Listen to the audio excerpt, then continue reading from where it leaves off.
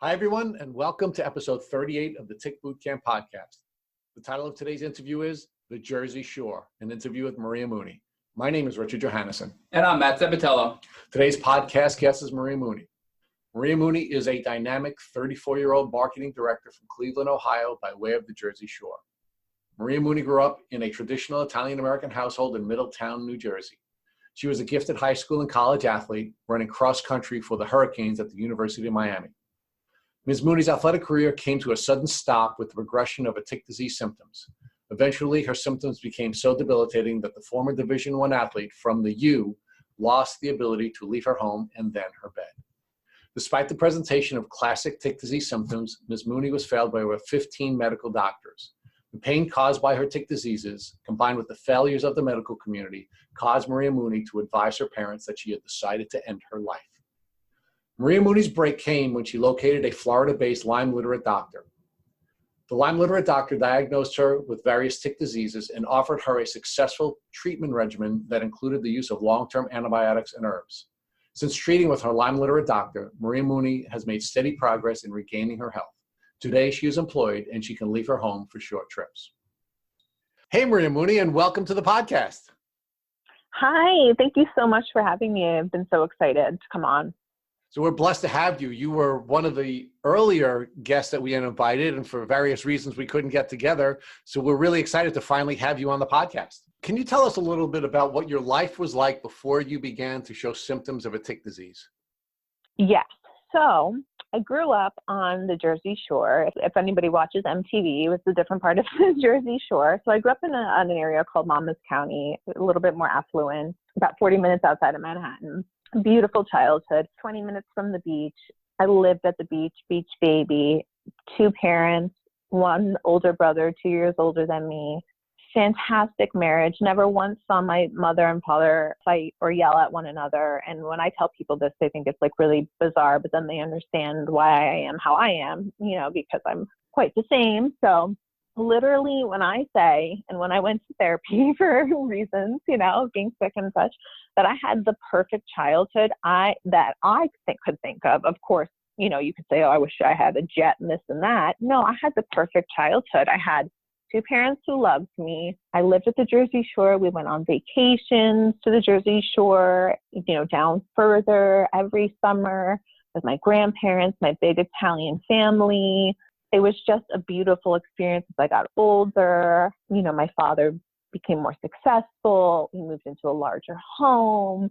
Then I went to college at a private institution, University of Miami. They paid for it. So I really was just well supported, well raised by just 2 incredible people who are non-judgmental, who taught me to be kind to people, to stick up for people. I couldn't ask for a better childhood, truly. A brother who protected me, who was also a pain in my ass sometimes, and I love him dearly. When I say perfect, I really do mean that.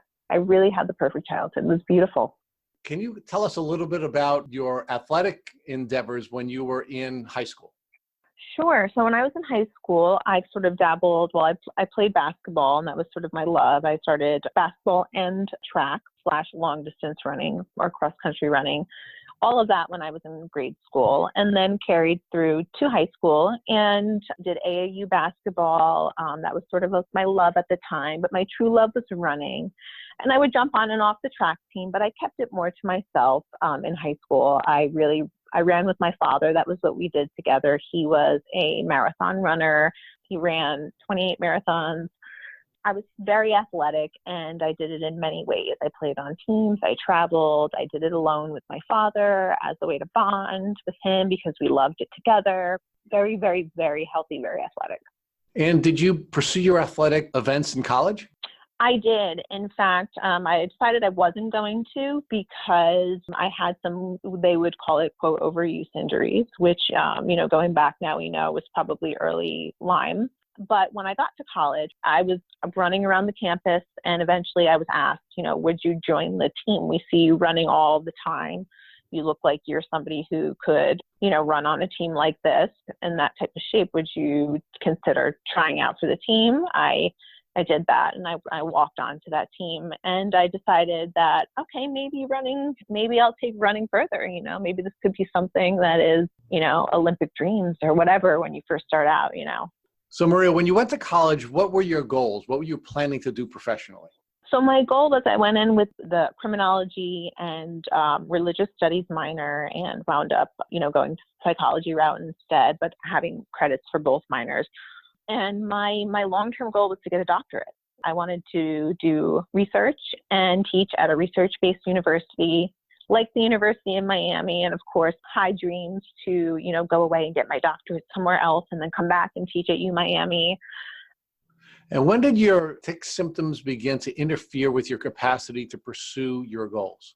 So while I was in college, around 19 years old was when my symptoms started, but they would relapse and remit. And I would say that was when it started to make it difficult for me to pursue my goals. I had to quit running. So that was the first thing. And then after that, I had to switch gears and say, okay, well, I seem to be having something wrong with me. I'm not well. I'm not completely disabled, but I'm not well. But I'm an academic, and this is what I need to do. I need to go further in my education. So I switched gears and I went to social work because that was a master's, that was a 2-year program. I knew I could get through it. And then it was still very much related to social work. A clinical program like mine is a combination of sociology and psychology. I just figured, well, I'll get better eventually. And then, I can splinter off and go back into sociology or go into social work with a PhD or go into psychology or whatever. That was always kind of the goal, but unfortunately it didn't happen. Maria, can you describe your symptoms? When I was about 19 years old, turning 20, and I was running at this time, that's when my symptoms started to affect my life. So, of course, like in mental health, you always say, like, when something starts to affect your life is when it becomes a problem. So I was injured running, not being able to run. And the first symptoms that really appeared were insomnia, very bad insomnia, anxiety, starting to have social anxiety, especially when speaking in front of my classes, and began to develop an eating disorder. Maria, did you have social anxiety before you started to be symptomatic? Never. When I was in my Lyme Literate medical doctor's office, both parents were with me, as I said, wonderful childhood, really want to reiterate that picture. My doctor turned and asked, was she anxious as a child? And they said, absolutely not. My father just referred to me my whole life as a, quote, free spirit. And were you exhibiting any insomnia prior to being symptomatic? No, that began in college. And as a result of these injuries you were having, you started to exhibit some pain as well, right? Yes. So I was having these, what they typically call overuse injuries when you're a runner, because running is one of the harder sports on the body. And this per the physical therapist that worked with me at the University of Miami. So I started to have pain in my feet, particularly in the ankle, shin, heel, toe areas. And it was always just brushed off as either, very bad shin splints. Okay, well, it's not that. By the way you're describing your pain, you must have several stress fractures, MRIs, and not that. It must be compartment syndrome. Had testing done for that. It's not that. It must be plantar fasciitis. Had treatment for that. So it must be patellar tendonitis. Had treatment for that. So that's when I began to, when I was with my Lyme Literate doctor, began to be able to connect the symptoms that I was having when I first started to get sick back to, well, I was having them when I was 15 and beyond. And this was always an issue for me. And I always had to put ice bags on my shins because they burned. Not hurt, but burned. Maria, can you walk us through the time from when you were 20, when you first started to get really sick, up until the time you were about 31 when you got diagnosed, and what it was like seeing doctors over that 11-year period? Yeah. So when I was 19, going on 20, we thought it was just overuse injuries. I saw many doctors, many orthopedic doctors, many sports specialists. I saw the Miami Dolphins doctor, and everything was diagnosed as an overuse injury. No one listened to me, but they did always tell me that I knew my body. They were always like, oh, you know your body so well, but yet not really do anything, because I would explain my symptoms so well. I would use metaphors. I would say, it feels like somebody put gasoline into my veins, or, they're on fire, or it feels like when the TV goes out and it's fuzzy, it feels like that's happening inside my feet, but nothing was done. So then after I graduate and things are getting worse and I'm about to start my master's program, I see another doctor. What happened was a nurse who happened to work in the office's daughter also had an RSD diagnosis. So when I went to go see this particular rheumatologist, that is when I got the, okay, you might have something called RSD. And the rheumatologist particularly brought the nurse in to look at me because he thought that I was starting to present physically in my legs with the presentation of RSD, which is some color changes in the feet. They turn blue, they turn red. You can see it when it gets to a certain stage. At that point, then I'm sent to New York City to see another specialist who this woman's daughter sees. And there I find out that I do have this progressive neurological disease. I ask, will I get worse? I am told it's progressive. Yes. I begin to cry. The man leaves the room and doesn't console me whatsoever. I asked one of my orthopedic specialists at 23 years old, would you mind testing me for Lyme disease? And I actually wound up calling him Dr. McDreamy because I had such a crush on him because he actually listened to me for the first time in years and tested me for Lyme disease. Unfortunately, when the test came back, as you know, they are not at all sensitive enough or accurate. And I had one positive band, and that was it. And that wasn't enough for anybody to look at and question. And at my age, it wasn't enough for me to look at and question either, because I took what the doctors and the white coats who went through all the schooling, I took what they told me as truth, that my test was negative. As I'm going through the process of having RSD and being put on IV ketamine infusions, a lot of opiates, including fentanyl patches. This all prescribed to me about 10 Vicodin a day. I'm still being asked to be tested for Lyme disease throughout this. Eventually, I realized that nothing is working that these traditional doctors are doing for me. So I cut off traditional doctors altogether at that point, which of course I've let them re-enter my life, and went more holistic, but I still stuck with an MD, asked her to also test me for Lyme. And I can't fault this woman because she helped me more than anybody underneath my Lyme doctor, who's really the hero here. But she was a family doctor, and I went to her with just help me with my energy and things like that. She tested me for Lyme. She said, well, what this means here is that your immune system was exposed to the bacteria at some point and you created an antibody. That's what she said to me. So that made me think, okay, well, that makes sense. I live in New Jersey. I was a cross-country runner. I played in the woods my whole life. I lived across from a state park. So yeah, okay, I could have been exposed to it. Your immune system can handle that, right? So nobody ever gave me cause to worry. Maria, I'd like to just jump back real quick. So as a result of your progressive neurological disease, they gave you treatments like IV ketamine, fentanyl, and Vicodin, really strong medications. What was that like? Yeah. Ketamine is used as an anesthetic. So can you describe what that was like getting the treatment, and did it help you at all? Horrific. So I want to be completely transparent when I say this. And of course, everyone gets to make their own medical decisions, but I would advise, unless ketamine is the absolute wonder drug for you, do not go near that. It was absolutely horrifying. It was truly nothing but poison. What I had to do was undo the damage that was done to me before I could even start to be treated for Lyme. They would put me in the hospital for 10 days at a time. This was an experimental treatment at the time. I'm not sure if it still is, because I just put RSD way behind me because it just doesn't exist in my world anymore.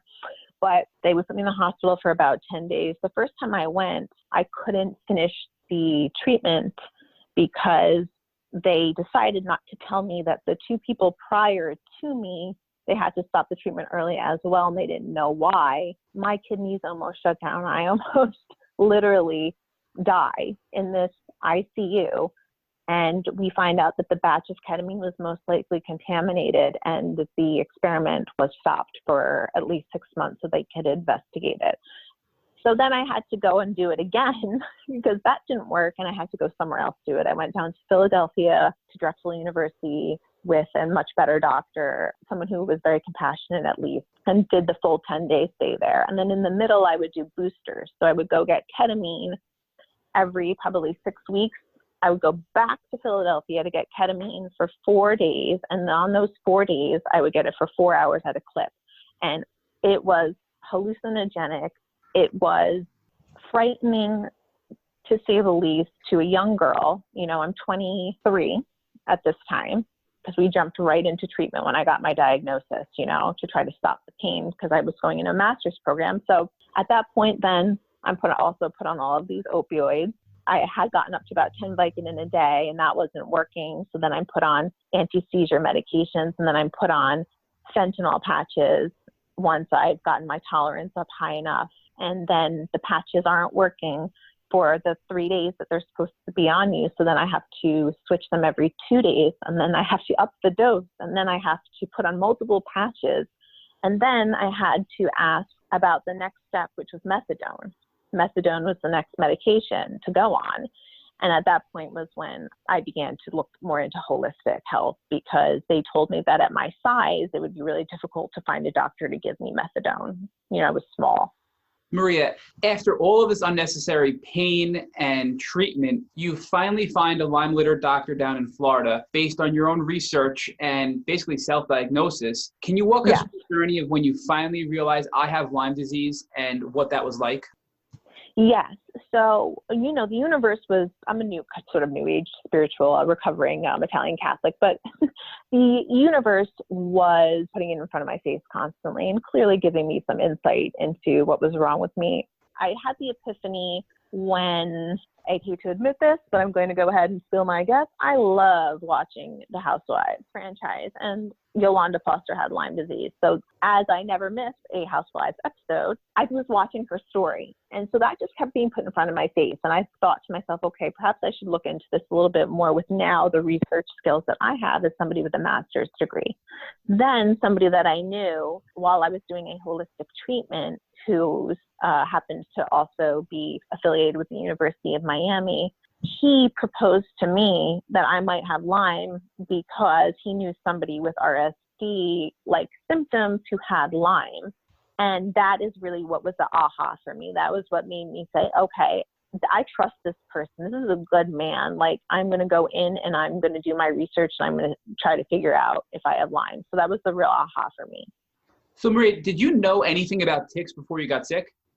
Oh, absolutely, because I lived in New Jersey. So every moment of every day when you came inside, you were supposed to, you know, do a tick check. I remember walking somewhere, not even walking anywhere in the woods, but just like walking, you know, and then walking back to the car when I was little and having those little Italian white socks that they put you in with the ruffles, and there being ticks all walking all over my socks as a small child. So it was just very common in New Jersey that, you know, ticks existed and you did your tick checks, and sometimes you got Lyme disease, and supposedly it was treated, you know, easily, and you got a bullseye rash, and that was that. Did you find a tick that caused you to get sick? No, not at all. Not at all. And I have to admit, you know, as of course I got older, I didn't do my tick checks properly. You know what, teenagers doing that. And I was running in the woods a lot. So it's possible that that's where I had contracted it. My doctor also thinks it's quite possible that I contracted it as a very young child, and my immune system was keeping it, you know, in check, because as a young child I was healthy and strong. Or if there's any chance that my mother might have it, that there was any maternal fetal transmission, because, you know, they lived in New Jersey their whole life. So. Maria, aside from your tick checks, did you take any other precautions to prevent ticks, like some sort of insect repellents or natural repellents or anything like that? As a child, before I realized that I had Lyme disease, no, I don't remember that. I think probably my parents, when I was younger, because my mom was on top of everything. And when I say that, I mean it. Anyone Italian will understand that. She probably sprayed me up and down, back and forth, and 50 times. Yep. But when I got older, I didn't care because I didn't think Lyme was really, you know, that big of an issue. So I didn't spray myself when I went running in the woods for hours, you know, 2 hours at a time, sitting on logs, looking at stuff, loving being a runner in the woods, you know, where ticks could just be everywhere. Maria, I'd like to focus on your diagnosis and your Lyme Literate Doctor. So once you realized you had Lyme and you had this Lyme Literate Doctor you found in Florida who really followed Dr. Horowitz's model from New York, what Correct. was your treatment plan? So my doctor is very wonderful, and anybody who's interested in who she is, I would be glad to tell them privately. I would like to protect her because she means so much to me, clearly, and to so many other people. But when I went to her, Lyme was so obvious that there was no question. I walked in with, she told me that if I had waited any longer, if I didn't do my holistic protocols prior to coming in, that there was a chance that I wouldn't be alive.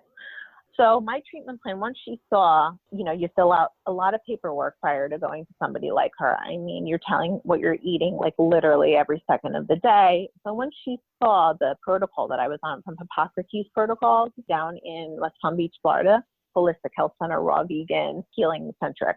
When she saw I was on that protocol, she assumed that I just wanted to go straight herbal. So obviously she's a medical doctor, but she does combinations of holistic therapies as well. And I said to her, listen, I'm so sick. I can't do anything anymore. I am afraid I'm going to die. What do you think I need to do?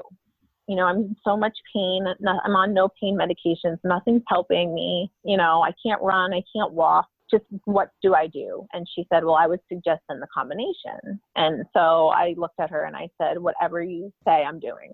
Maria, can you talk more about the combination therapy, exactly what that is?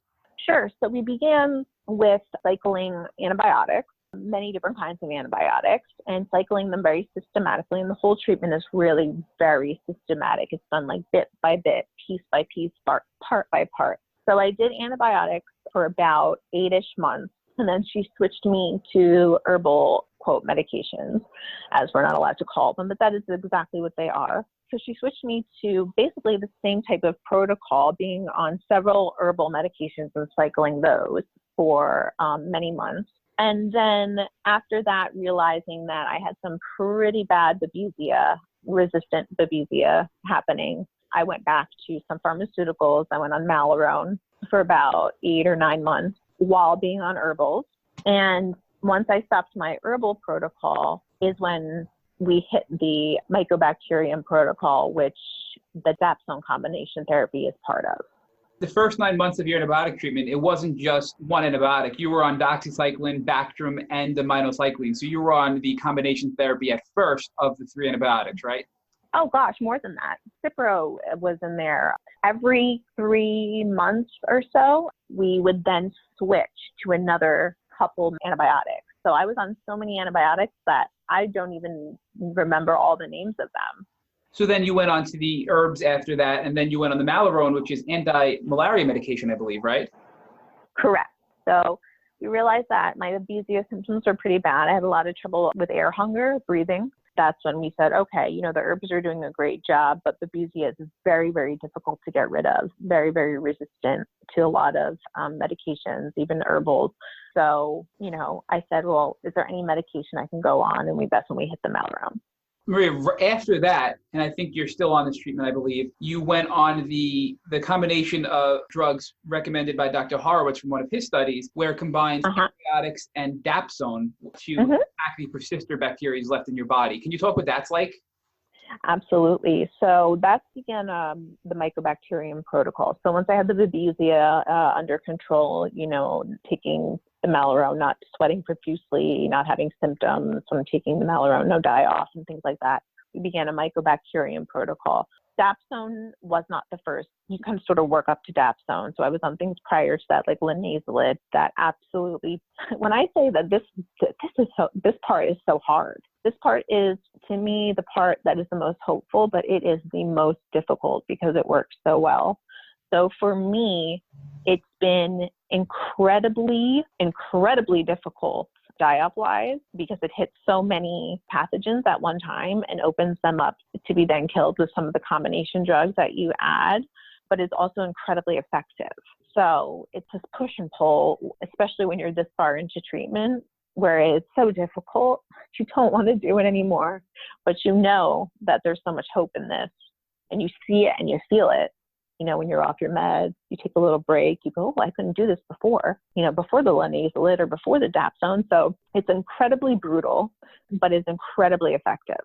So Maria, would you say that you needed to do everything you did leading up to this combination therapy with the dapsone, but that the dapsone and other combination drugs is really your game changer, that this is really killing off the bacteria in the greatest quantity, but it's also causing you to really herx the most and detox the most and really suffer the most? Yes. So I think that, in the beginning, the point of the dapsone, of course, is to get at the persisters, at the resistant bacteria, the pathogens, at the cyst forms, the forms that are in hiding, as we all know, or maybe some people don't know that, shaped as a corkscrew, its main goal is to burrow into your soft tissue here. So it's not easy to get these guys out. So that's what dapsone is actually doing. And I believe that is why it is the most difficult. It's getting at those last bits and pieces that if I stopped my treatment now, I could get sick again in a few years. Can you discuss what other things you did aside from antibiotics throughout your treatment protocol? Sure. So first I started with one of the most important things to me is diet. So changing your diet. So prior to my treatment protocol, I went to Hippocrates Health Institute for 6 weeks. I also I've done many, obviously part of this is many modes of detox. You have to do this, foot baths, infrared saunas. I take about 9,000 milligrams of glutathione at this point in my treatment. And of course, you can imagine the expense that comes with just that. I had a stem cell transplant about a year ago, which I do believe has helped me in a really interesting way because my thyroid began to heal all of a sudden very quickly. I've had, IV infusions of vitamins, of glutathione and saline, just systematic supplementation, high-dose vitamin D therapy, high-dose methyl B12 injections to try to heal the nerves. I tried low-dose naltrexone while I had RSD and, on treatment as well now. I had tried acupuncture for a long time, massage, CBD, I'm going to go ahead and say THC, hyperbaric oxygen, not the deepest dives that you can get. Unfortunately, it was hard to, at that point, very expensive insurance wouldn't go near it. Yoga, Reiki, spiritual counseling, mental health counseling, physical therapy.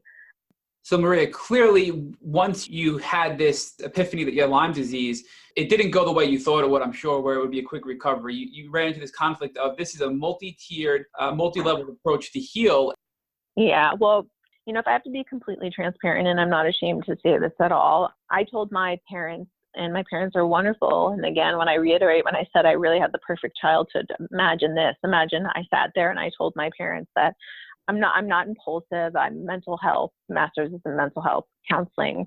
But I said to my parents, I'm not impulsive, but if I have to live like this, I will kill myself and I will let you know that I'm going to do it. And my parents literally had almost nothing to say. They looked at me. They were so sad.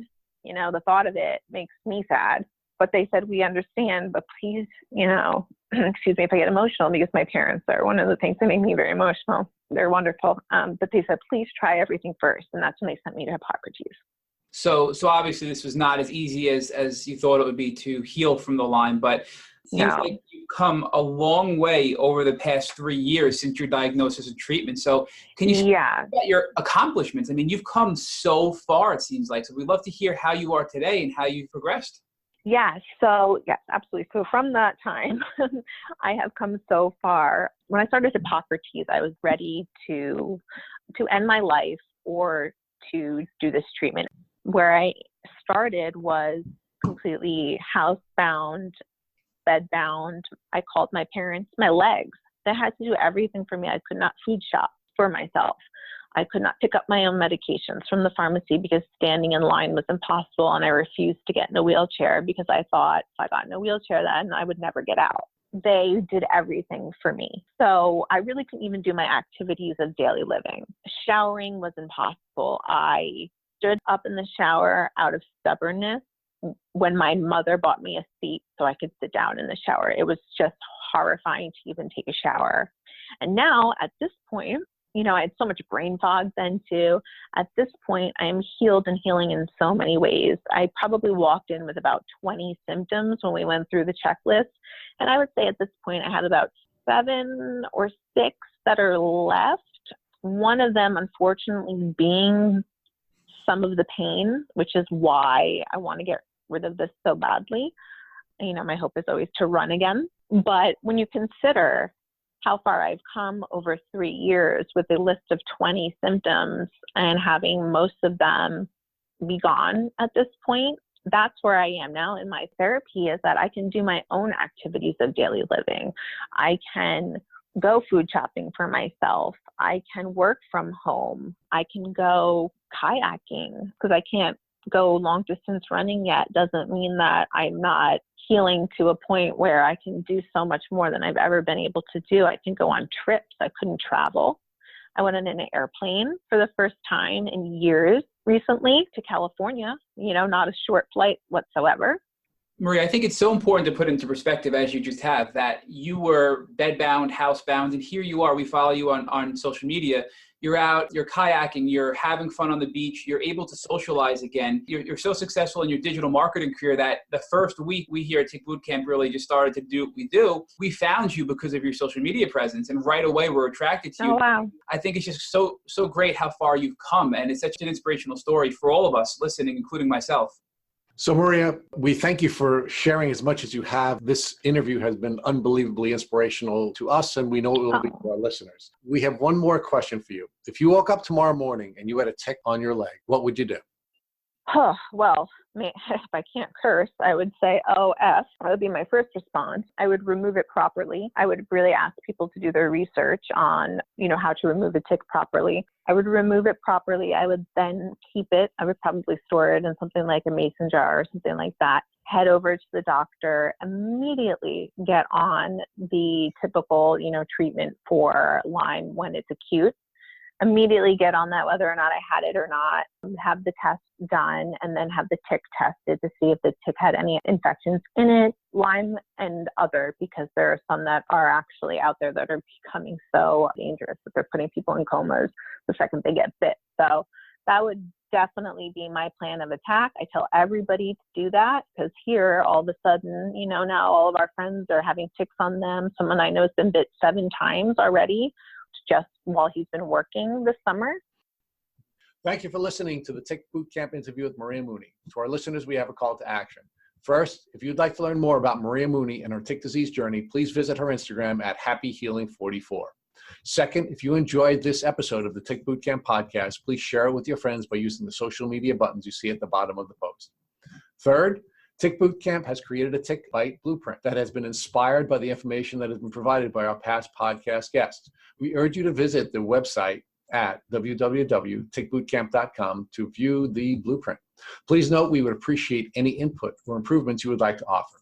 Fourth, don't forget to subscribe to this podcast on iTunes, Google Play Music, or Spotify to get the automatic episode updates of our Tick Bootcamp podcast. And finally, we thank our listeners for their past comments. We'd ask you to please make a comment to us on our current podcast. We really appreciate honest reviews on iTunes, on Instagram, or on our website. We make it a point to read every single one of our reviews. Thank you for listening.